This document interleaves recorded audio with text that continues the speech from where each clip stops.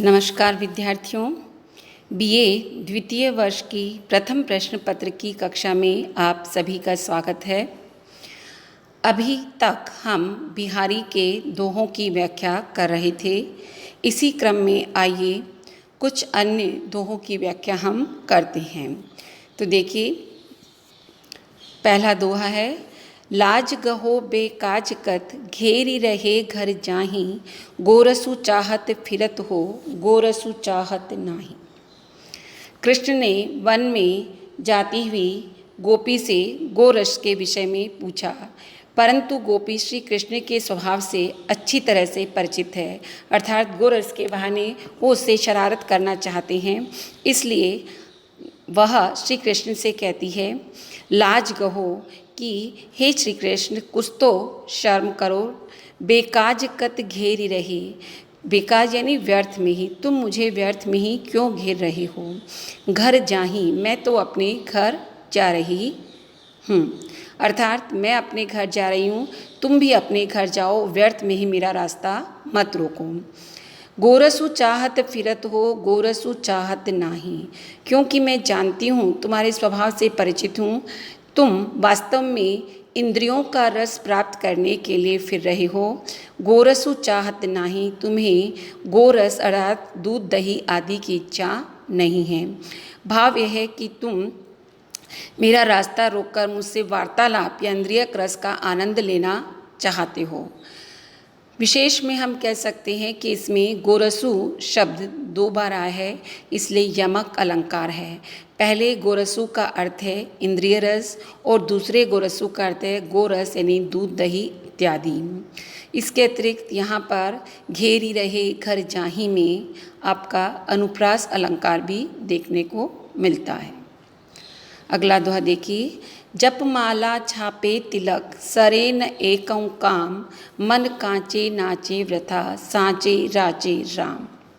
इस दोहे में कविवर बिहारी ने बाह्य आडंबरों से युक्त भक्ति और पाखंडों का खंडन करते हुए सच्चे हृदय से ईश्वर की भक्ति करने पर बल दिया है।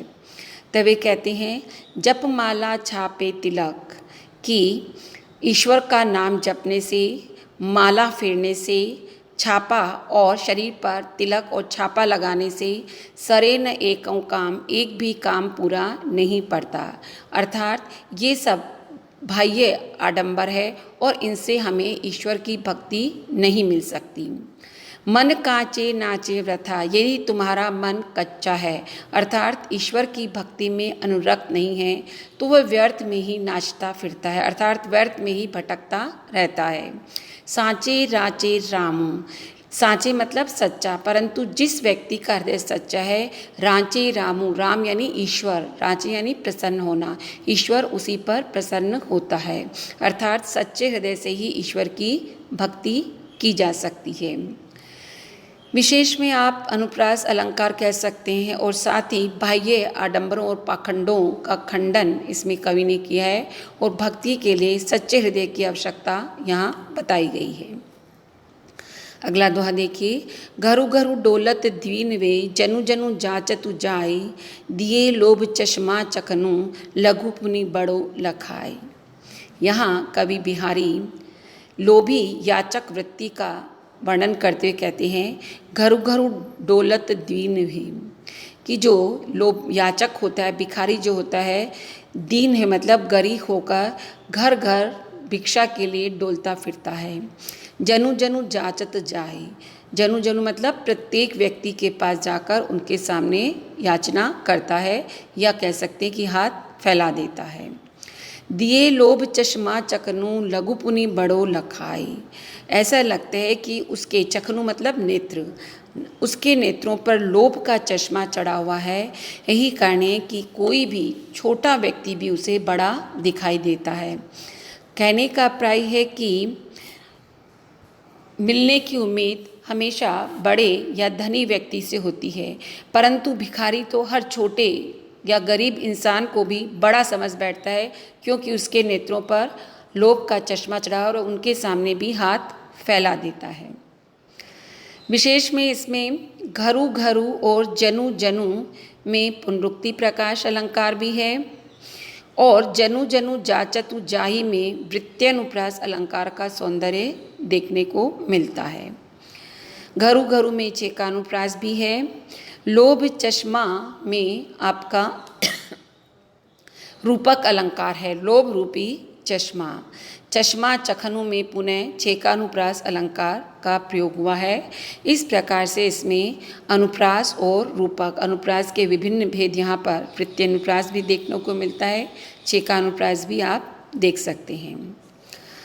आवत जात न जानियत तेजहि तजि सियरान, घरह जवाई लो घट्यो करो पूछ दिनमान।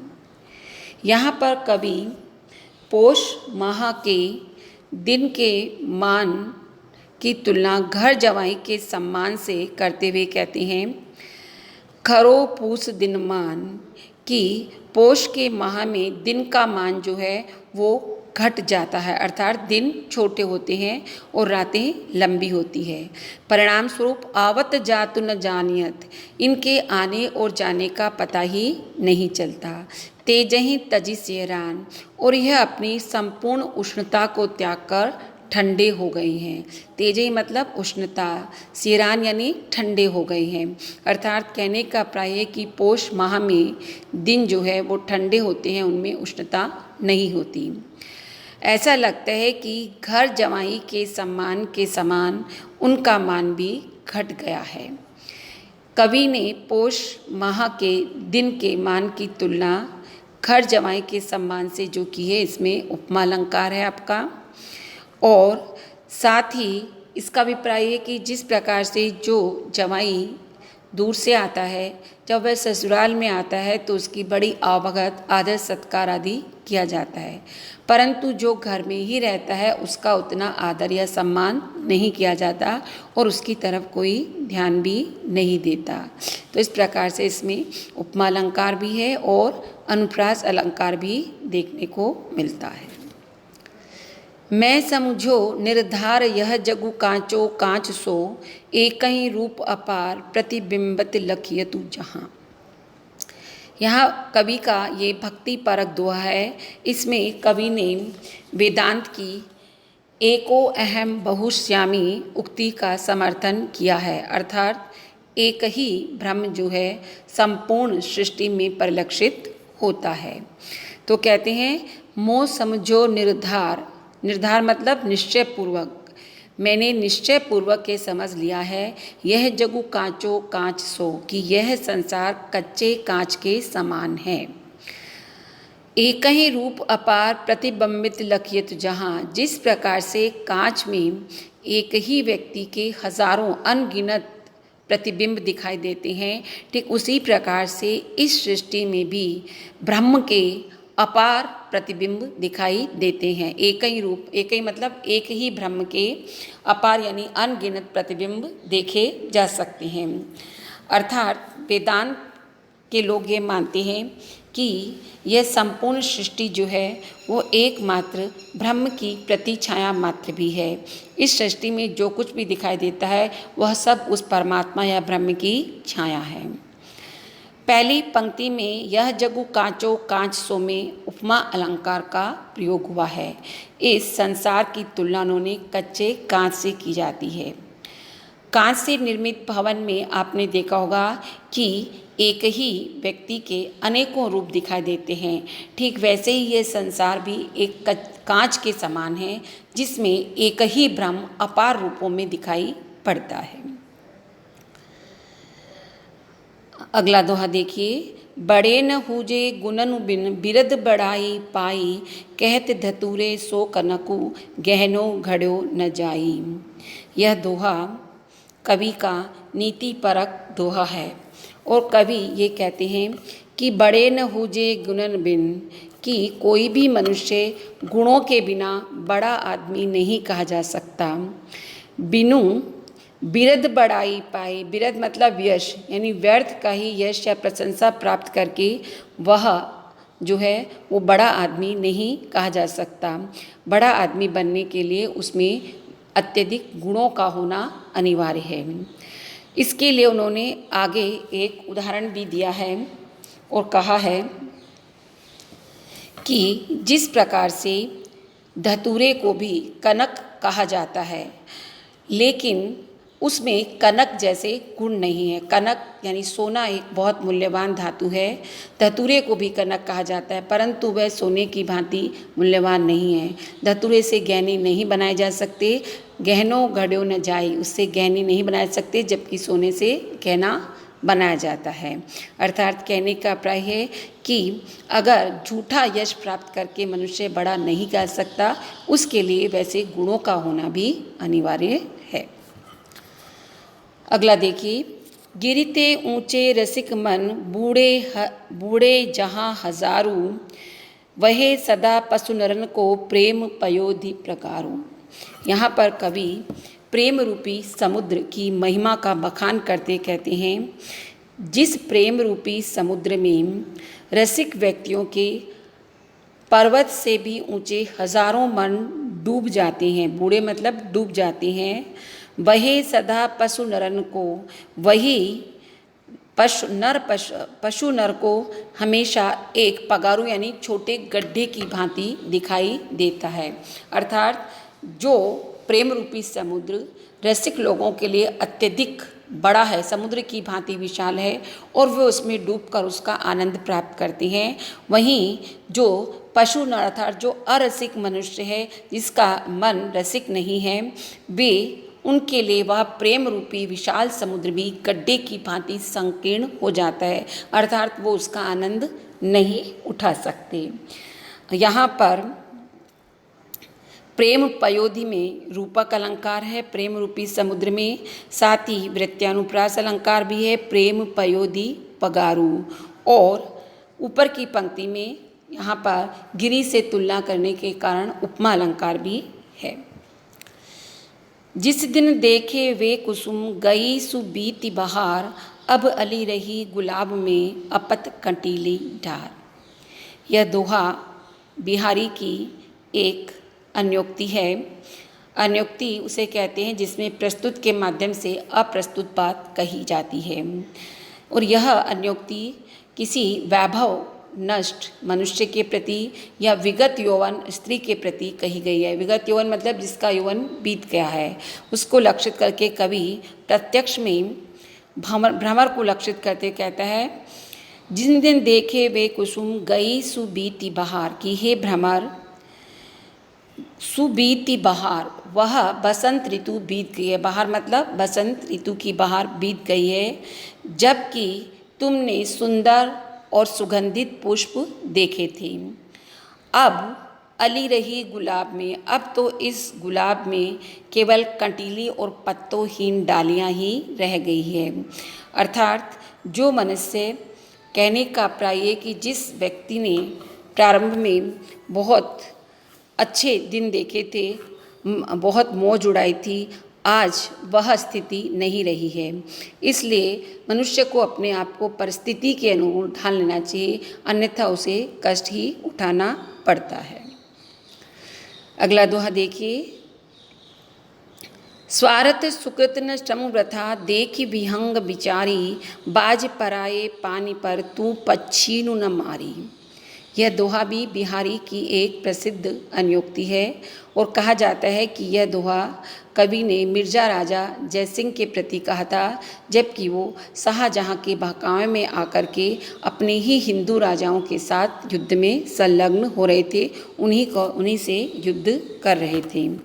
तो प्रत्यक्ष में कवि बाज को संबोधित करते कहते हैं कि हे बाज, स्वार्थ सुकृत ने, कि ये जो तू पक्षियों को मारने का कार्य कर रहा है, इसमें तेरा कोई भी स्वार्थ नहीं है। सुकृतु ने, और नहीं है कोई पुण्य का कार्य है, किसी को मारना कोई पुण्य का कार्य नहीं है। श्रमु वृथा, और इस कार्य में जो तू परिश्रम कर रहा है वह व्यर्थ ही जा रहा है। यह तुम सोच विचार कर देख। पराए पानी परी, तू दूसरों के हाथों में पड़कर यानी दूसरों के बहकावे में आकर अपने ही पक्षियों को मत मार। यह अन्योक्ति कहा बिरजा राजा जयसिंह के प्रति कही गई है। कहा जाता है कि जब शिकारी बाज को सिखा दिया जाता है तो वो पक्षियों को का स्वामी के कहने पर आखेट करता है और उसे ला लाकर स्वामी को दे देता है। उसके इस कार्य में उसका कोई स्वार्थ नहीं है और यह कार्य भी व्यर्थ का, मेहनत का है, परंतु यह वह केवल अपने स्वामी के बहकाव में आकर करता है। ठीक उसी प्रकार से मिर्जा राजा जयसिंह के प्रति कवि बिहारी ने यह उक्ति कही थी जब वो औरंगजेब के बहकाव में आकर अपने ही हिंदू भाइयों से युद्ध कर रहे थे। अगला और इसका और दोहा देखिए आप। नर की अरु नल नीर की गति एकई करी जोई, जेतो नीची वे चले ते तो ऊंची होय। यह कविवर बिहारी का एक नीतिपरक दोहा है। इसमें कवि कहते हैं नर यानी मनुष्य की और नल नीर यानी नल से बहने वाले जल की। मनुष्य की और नल से बहने वाले जल की गति हमेशा एक जैसी ही देखी जा सकती है। जैसा कि स्पष्ट है, जैतो नीची है चले ते तो ऊंची होई। वह जितना नीचा होकर निम्नगामी होता है ते तो ऊंची होई, वह उतना ही ऊपर जाता है। उदाहरण के लिए अगर फव्वारे के जल को बहुत नीचे से ले आता है तो फव्वारा उतनी ही ऊपर तक जाता है। ठीक वैसे ही मनुष्य जितना विनम्र होता है उतना ही उसे उन्नति और यश प्राप्त होता है। एक प्रकार से कवि ने इसमें मनुष्य को घमंड न करने की और विनयशील होने के लिए कहा है। और अलंकारों में आपका इसमें दीपक अलंकार है और अनुप्रास अलंकार भी इसमें देखा जा सकता है। अगला दोहा देखिए। दुसह दुराज प्रजानु को क्यों न बढ़े दुख दंद, अधिक अंधेरो जग करत मिली मावस रविचंद। इसमें कवि ने दोहरे शासन में व्याप्त कष्टों की ओर संकेत करते कहता है कि दुसह यानी प्रचंड, दुराज मतलब दो राजाओं का शासन। जब एक ही प्रजा पर दो प्रचंड राजाओं का शासन हो तो क्यों न बढ़े दुख दंड यानी कष्ट, तो उनके दुख और कष्ट भला क्यों नहीं बढ़ेंगे। अर्थात जब एक ही प्रजा पर दोहरी शासन व्यवस्था हो, दो राजाओं का शासन हो, तो वहाँ कष्टों और दुखों का बढ़ना स्वाभाविक है। इसके लिए आगे वो उदाहरण देते हुए कहते हैं कि जिस प्रकार से अधिक अंधेरो जग करत मिली मावस रविचंद, कि जिस प्रकार से अमावस्या की रात्रि में सूर्य और चंद्रमा एक साथ मिलकर इस संसार में अत्यधिक अंधेरा कर देते हैं। पहले एक बात कही गई है, फिर उसके उदाहरण स्वरूप दूसरी बात कही गई है, इसलिए इसमें समर्थन में दृष्टांत अलंकार इसमें देखने को मिलता है। साथ ही दुसह दुराज प्रजानु को क्यों न बढ़े दुख दंदु में वृत्त्यनुप्रास अलंकार द वर्ण की कई बार आवृत्ति होने के कारण वृत्त्यनुप्रास अलंकार भी है। अधिक अंधेरों में अवर्ण की आवृत्ति होने के कारण चे का अनुप्रास भी है और पूरे पद में जो है इसमें दृष्टांत अलंकार देखने को मिलता है। दोहरी शासन प्रणाली से कवि का अभिप्राय शायद उस प्राचीन व्यवस्था की ओर है जिसमें एक ही प्रजा पर मुगल शासकों का भी राज्य हो और देशी राजाओं का भी अधिकार हो संभवतः, या वो किसी बंगाल के शासन के अंतर्गत भी आती हो और देशी राजाओं के अंतर्गत भी आती हो। अगला दोहा देखिए। करो कुबतु जगु कुटिलता तजो न दीन दयाल, दुखी होंगे सरल हिये बसत त्रिभंगी लाल। यह दोहा बिहारी का भक्ति परक दोहा है। इसमें भक्त विनोद भाव से कहता है कि करो कुबतु जगु कुटिलता तजो न, कुबतु मतलब निंदा, जगु यानी संसार, कि यह संसार मेरी चाहे कितनी भी निंदा क्यों न करे। कुटिलता तजो न, परंतु मैं अपनी कुटिलता को नहीं छोड़ूंगा। दीनदयाल मतलब हे दीनों पर दया करने वाले श्री कृष्ण। तो इसका इस प्रकार से अर्थ करिए कि हे दीनों पर दया करने वाले श्री कृष्ण, यह संसार चाहे मेरी कितनी भी निंदा करे परंतु मैं अपनी कुटिलता को नहीं त्यागूंगा। दुखी होंगे सरल ही है बसत त्रिभंगी लाल, क्योंकि आप त्रिभंगी लाल है। त्रिभंगी लाल मतलब आपकी त्रिभंगी मुद्रा जो है वही मुझे अत्यधिक प्रिय है।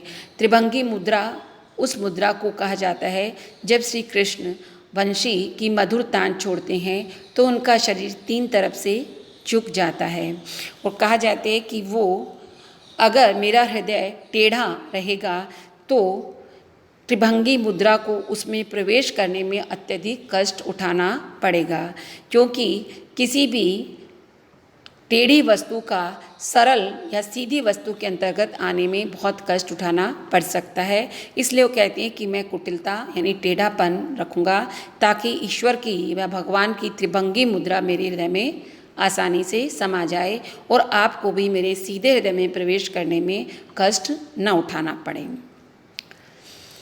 अगला और अंतिम दोहा देखिए। नहीं पावसु ऋतु राज है तजी तरवर चित भूल, अपुत भये बिनु पाइये क्यों नव दल फल फूल।